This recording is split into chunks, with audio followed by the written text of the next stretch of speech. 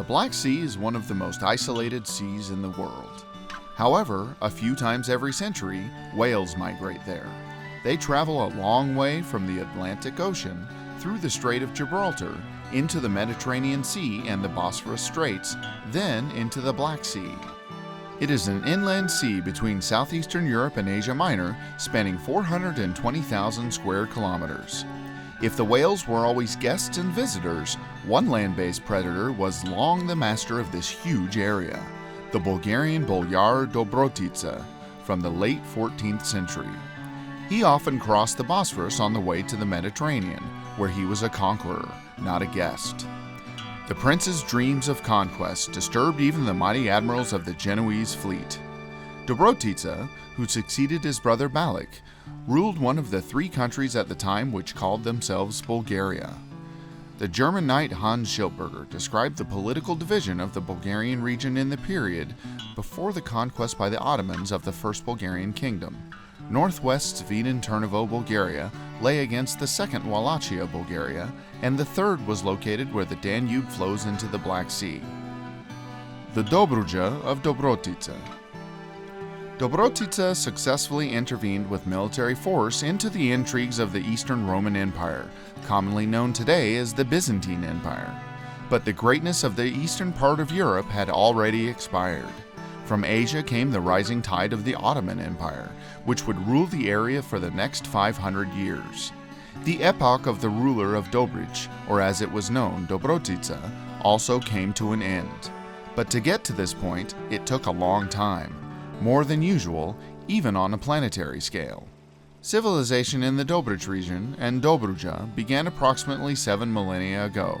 That's when the Earth's climate warmed by about 5 degrees with no other significant environmental changes. Huge amounts of seawater burst through the Bosphorus Straits from melting glaciers. Then, the huge freshwater lake below sea level turned into the Black Sea.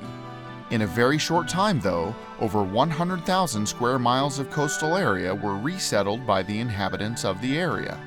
They were a very organized society, and most of the important historical events remained in the memory of the survivors of that time and their descendants. Probably right then and there began the myth of the biblical flood. Meanwhile, the indigenous peoples of Mesopotamia were already building their homes out of clay, and the Egyptians learned to breed animals instead of hunting for food. The pyramids were not yet built. In Dobrudzha, it was a bit different. Along with agriculture, the inhabitants there had already processed gold, the oldest known processed gold in the world. From here begins the story of Dobrich. Charity is an American working for a company in the Romanian port city of Mangalia. Today, she's going on vacation. She has chosen to rest in one of the resorts most beloved by Bulgarians and Romanians, Albana. It is less than 80 kilometers from Mangalia on the Black Sea. She will also be meeting there with Laura, a friend who she has not seen for 2 years. Laura has spent the past few months traveling the world. She recently arrived from Istanbul. Both plan to spend a week in luxury among the yellow sands, clear pools, and near the friendly sea. But Laura has something different in mind than Charity does. Laura has been reading about the town whose region Albana is in, and also about some of the most beautiful and interesting places on the northern Bulgarian seacoast. This is Dobrich.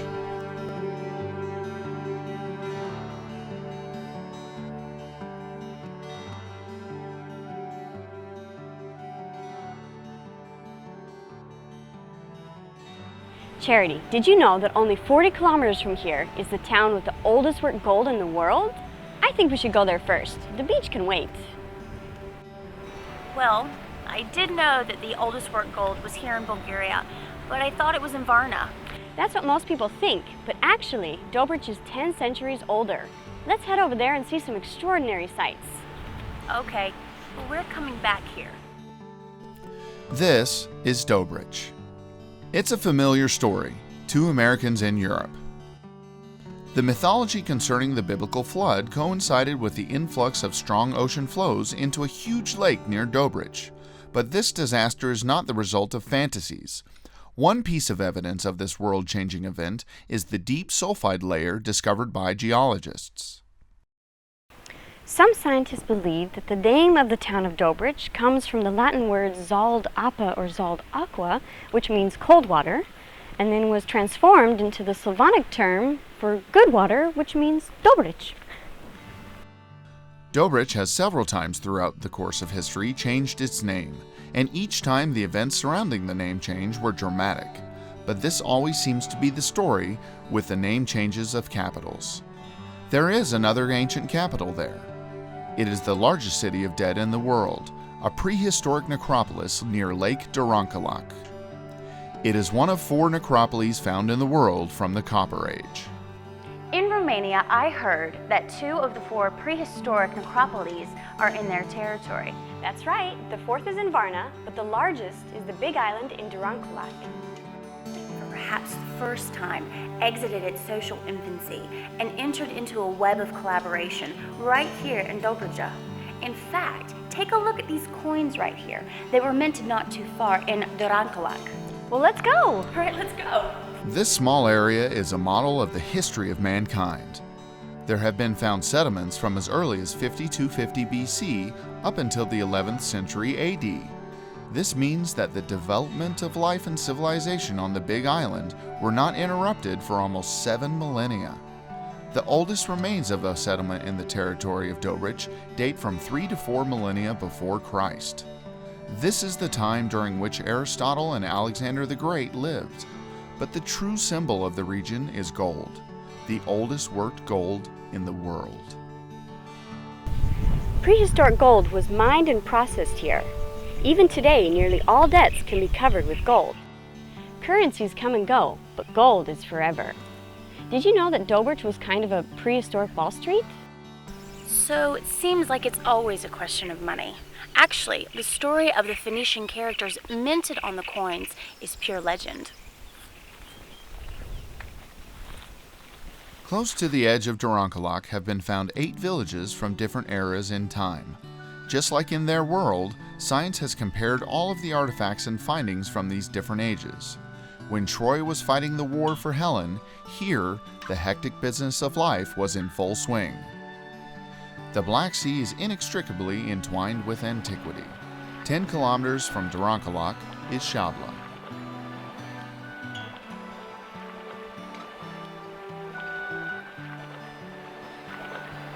Northeast of the current lighthouse, divers found the remains of marble columns and the head of an owl. At least 5 centuries before Christ, right here in Shabla, the Romans maintained the fire guard, which kept a tower with a perpetual flame. Shabla was the all-seeing eye of the Bulgarian Black Sea coast. Here we come to something more ancient. The Via Pontica is a highway to Africa for migratory birds. It is so called after the name of the Roman road that began in Constantinople and linked to the present Romanian coast. But birds have flown over it from time immemorial. The next event in the lands of northern Dobrudzha is the foundation of the state of Bulgaria, founded by Khan Asparuk. Khan Asparuk traveled thousands of kilometers with his army, women, children, and livestock. He was looking for a suitable place to establish a new state. Now, when he saw the area of Dobrich, he fell in love with it. Oh, okay. So Khan Asparuk was this amazing ruler and a great judge of the land. And of all the territory available, he chose the most fertile place in all of the Balkans, which is Dobrudzha. That's right. Bulgaria became a neighbor of the powerful Eastern Roman Empire. The 2 countries would share a place in the sun until both were conquered by the Ottoman Empire. But before that happened, there were momentous events which changed the history of Europe. In the 9th century, 2 Roman men of direct Slavic ancestry created the prototype of the Cyrillic alphabet. To this day, many people use the script, from Bulgaria to Mongolia. The prototype Glagolithic alphabet is one of the fundamental keys to European speech and writing, along with Greek and Latin. The alphabet's founders were Kirill and Methodius. After a long and complicated controversy, the brothers persuaded Pope Adrian II that each culture had the right to worship God in their own language, as it is called in some places canonical, such as Greek, Latin, and Hebrew. A new alphabet meant spiritual independence for a huge amount of oppressed people of different nations. After the death of the brothers, the Catholic clergy began persecutions against the brothers' students. At the time, Khan Boris was the local ruler and made a radical move in his country. He converted the pagan Bulgarians to Christianity. The converted rulers harbored followers of Kirill and Methodius and provided them excellent conditions to promote the new Bulgarian alphabet. Bulgaria became a key European country. Boris accepted the Christian name Mikhail. Years later, he passed on his monarchy to his son Simeon and humbly retired to a monastery to become a monk. The reign of his son became the era that Bulgarians call the Golden Age, and there's a legend in the region that allegedly Boris Mikhail selected a monastery within the Dobrich region and enjoyed spending the rest of his days there. Perhaps the reason for its creation was that 9 centuries later, Dobrich has grown into a city famous for its works of Saints Kirill and Methodius. In this city is kept the largest icons of these saints. Murals with their images also grace one of the most emblematic basilicas of Rome, San Clemente. There, in 869, was buried Kirill. Most of the icons in Dobrich depicting the Holy Brothers are from the 19th century. Christianity in southern Dobrudzha has a strong tradition. Canyon along the dry riverbed, resident monks established monasteries of rock. These monasteries are amongst the first of their kind, not only in Bulgaria, but also in Europe. Nearby are the remains of different civilizations. In ancient times, this was a reservoir of southern Dobrudzha. For centuries, there have been accumulated cultures, religions, and traditions. In the area is also found one of the 2 most bi-religious and revered shrines, Akyazalı Baba and Saint Athanasius.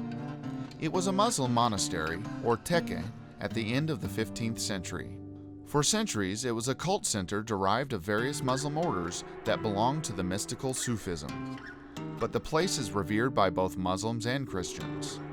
According to belief, the tekke tombs have important figures in them. The Akyazalı reached the highest level of mystical knowledge as dervishes. Some Christians also believe that here lie the remains of Saint Athanasius of the Summer. Others are convinced that in this place are also buried Saint Athanasius the Great, Patriarch of Alexandria. In the early 15th century, much of the Balkans fell under Ottoman rule. Though doomed, half a century before, Dobrotitsa's Dobrujdan kingdom experienced a real boom. Piracy became state policy, such as we see in the purest form 200 years later, during the time of Francis Drake and Queen Elizabeth. The capital of the kingdom became the impenetrable fortress of Kaliakra. From Shabla to Kavarna, the Black Sea coast was a solid base for experienced and daring pirates. They were merciless, but at the same time built churches. They did this for redemption. Well, now I think we should call this film The Pirates of Kavarna.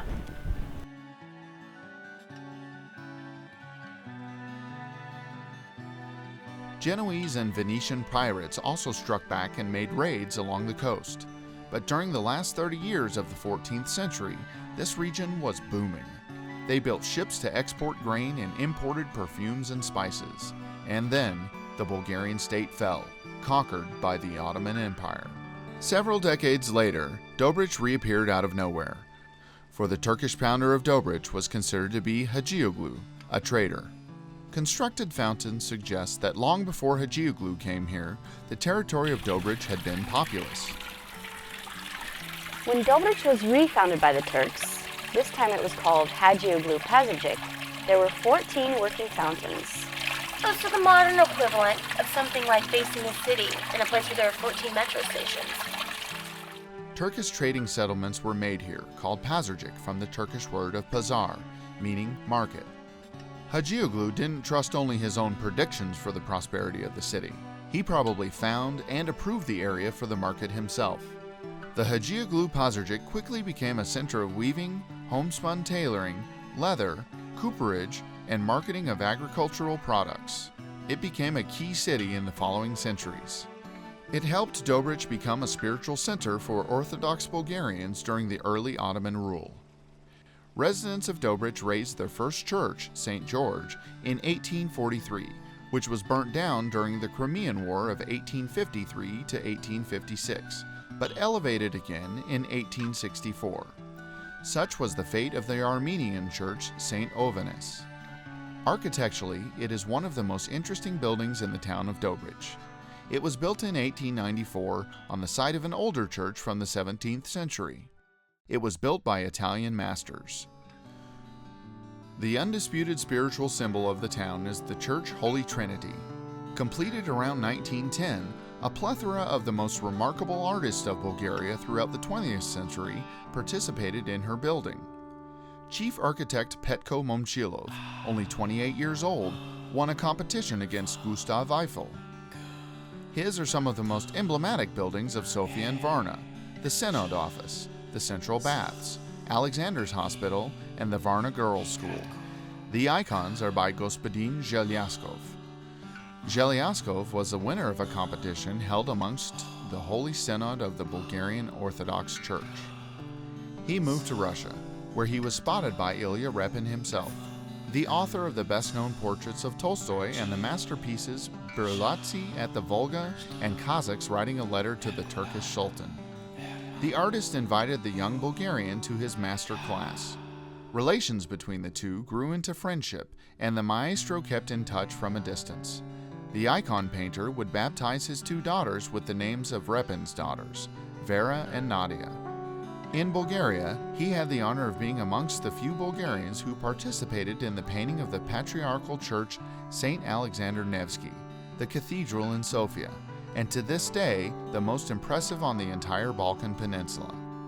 The painter died in a terrible manner, but to the end he had his brush in his hand. He slipped and fell from scaffolding while painting in the Clusura Monastery. When the people speak of the Holy Trinity Church, locals imagine the modern architectural form. The prototype of today's church was a small prayer cell built in 1783 during the darkest period of the Ottoman domination.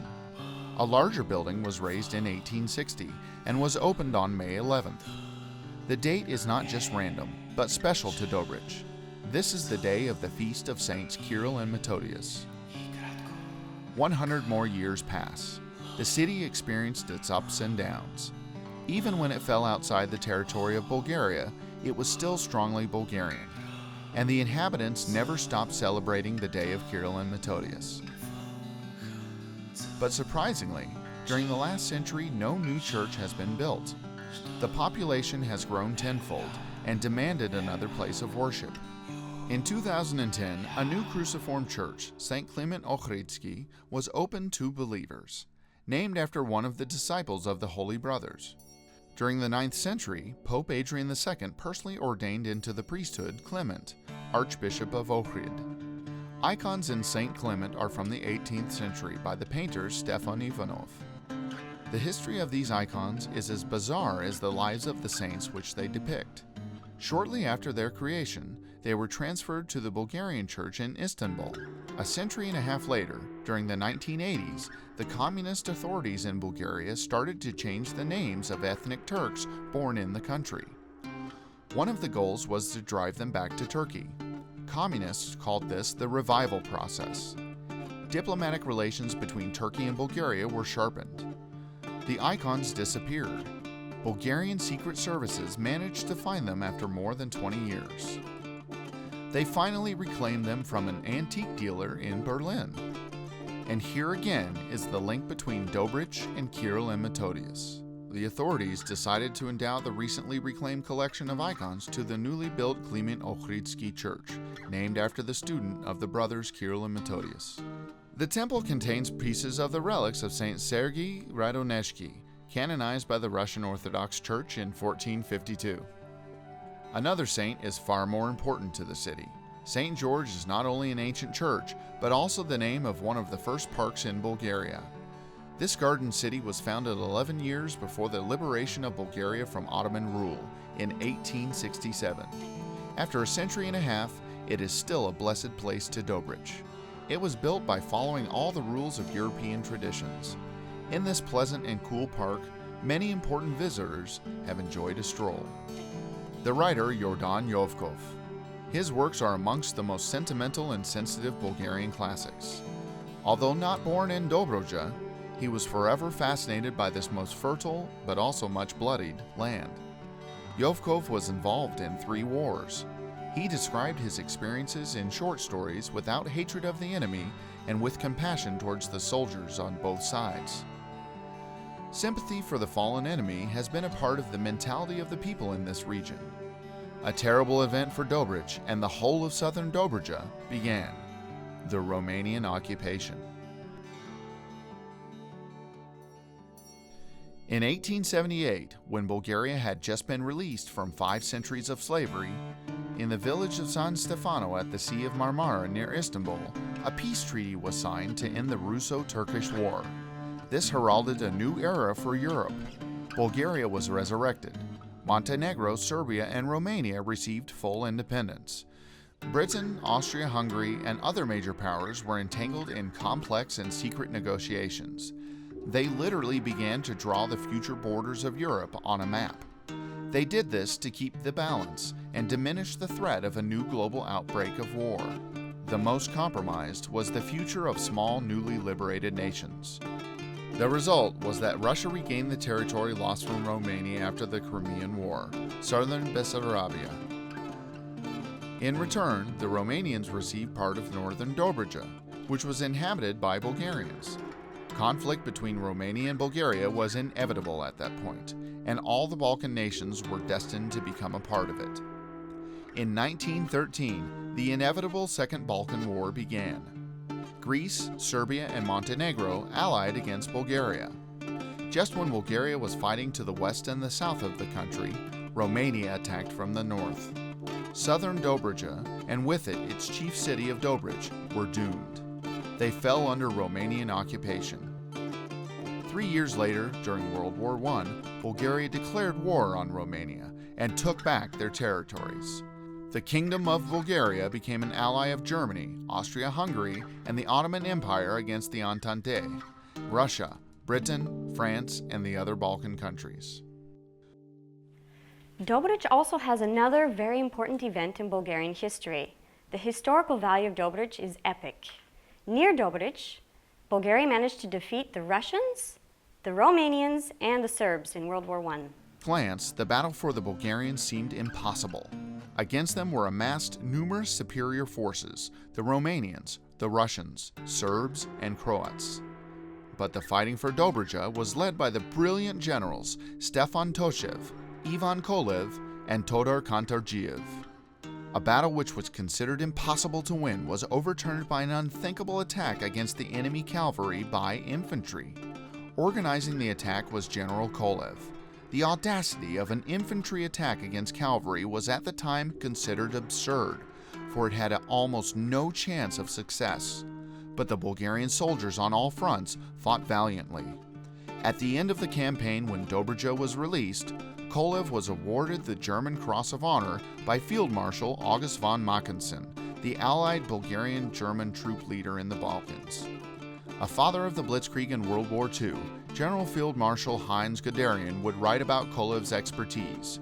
Concerning the development of tank warfare principles, I learned the tactics from the actions of General Kolev. Dobrich remains the only place in Bulgaria where the Bulgarians fought against the Russians and won. Oh, so that's why Stalin treacherously renamed the city Tobukhin after World War II. In 1944, Soviet Marshal Tobukhin came into the city as an invader, and then for half a century, the citizens of Dobrich were called Tobukhinci. Victory over the Russians in Dobrich is important for Bulgarian national pride, as Bulgaria for a long period in the 20th century was forced to act like the most loyal ally of the Soviet Union. But at the same time, an event happened that was so spontaneous and unprecedented that hardly any of the participants were aware of its importance. When Bulgarian troops entered the town of Dobrich, they found burned homes and the corpses of dozens of civilians. Their relatives wandered aimlessly in shock. The military did not have time to comfort anyone. They began to fight back against the enemy army in a lightning-fast and powerful manner. The Bulgarians were determined to keep Dobrich down to the last drop of blood. If they lost the capital of Dobrudzha, the sea capital Varna would fall, and inevitably, Bulgaria itself. Fortunately for the city, the defenders received reinforcements in the form of the cavalry of General Kolev. Casualties mounted on both sides exponentially. In the region of the town, piles of corpses began to form, both defenders and attackers. What to do with them and where to bury them? Most importantly, which side would be whittled down first? At this point, the animosity between the nations was at its strongest, at the height of the First World War. The municipal government and the military began to deliberate as to where would be the best place for a cemetery. They decided to use the area of the annual city fair. It was just behind the front lines. The order was given, the same tribute, a rest for ours and our enemies dead. They are warriors, each serving their own country. Here, and in one other Bulgarian city, Tutrakan, are the only two cemeteries where soldiers from two hostile armies were buried and honored equally. The Bulgarians treated fallen warriors, even enemies, with the same sense of compassion. You see, in their eyes, the soldier had done his duty, regardless of the side he had fought on. That's incredible, to have camaraderie, even in conflict. You know, when I look around, the layout of this cemetery reminds me of Arlington in DC. Good eye. Orthodox graves are usually surrounded by stones. Local residents would bury soldiers even as the battle was being fought. Here there are soldiers from 7 nationalities and 5 religions. The living reconciled their differences with the dead.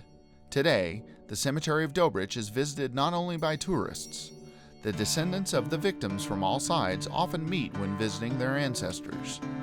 Finally, it appears that the deaths of these young men of the First World War brought about the peace which lasts even today. Even the borders of countries were contingent on their sacrifices. The Bulgarians won the battle, but not the war. They were again on the losing side. In 1919, Bulgaria signed the Treaty of Noy, which virtually enslaved the area. Southern Dobrudzha was lost again, and it would take 20 more years before the area was again Bulgarian territory.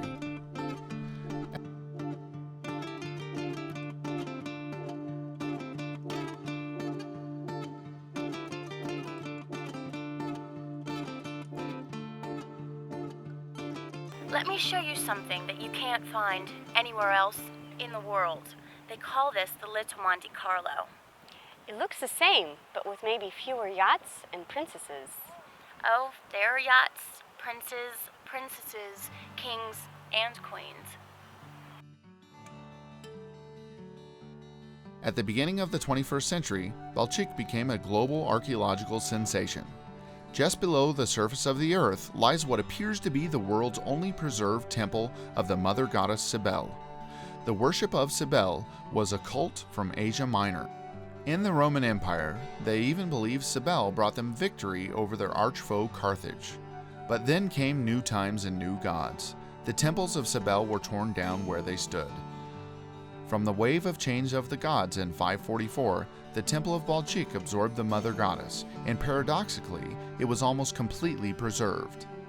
Balchik will forever be associated with one of the most beautiful princesses of the 20th century, Marie Alexandra Victoria of Edinburgh, granddaughter of Queen Victoria. She was in love with her cousin, the English King George V, but in 1893 married Crown Prince Ferdinand of Hohenzollern, Romania. Following the end of World War I, Balchik came under Romanian rule. Maria was fascinated by this piece of rocky coast. Italian architects Agostino and Americo built her summer residence there, and Swiss florist Jules Janin designed and created the gardens. From a humble fishing village, Balchik became as a typical Mediterranean town. At the same time, the Khan began to acclaim it as a popular resort. In 1935, an airport was built in Balchik. The city was finally turned into a resort. Bulgaria regained Balchik from the other parts of southern Dobrudzha in 1940. The Romanian occupation brought a lot of blood, tears, and despair to the natives. On the other hand, the next generation was bilingual, speaking equally well both the Bulgarian and Romanian languages without losing their Bulgarian identities. You know, unfortunately, I think that's typical of the European history. You have to remember Strasbourg. Today, cities which are multinational tend to be the driving force behind the European economy. And I don't think that's a coincidence.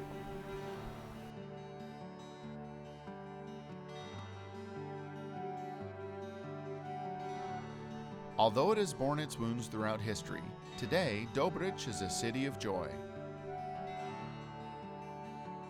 Dobrich has transcended the wounds of its past. The city has long since reconciled with its neighbors and itself. Today, there are more than 90,000 people living there, and everyone who comes to visit is sure to understand its attraction. Dobrich, the city of reconciliation.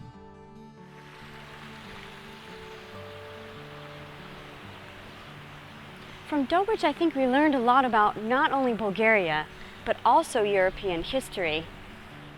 You were right. If I had left and returned to Romania or the US without having seen Dobrich, I really would have missed out. It was incredible. You walk through the city of reconciliation and you leave a bit more humble.